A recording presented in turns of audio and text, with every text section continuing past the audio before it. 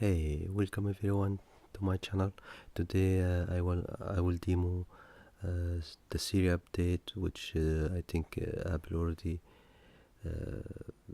making Siri ready for HomePod. Now you can ask Siri for the live news, and Siri will play the news for you.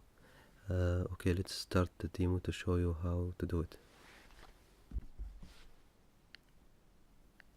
Play live news.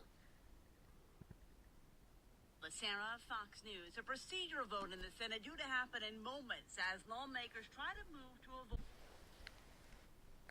Play live sports news. ESPN Radio Sports Center.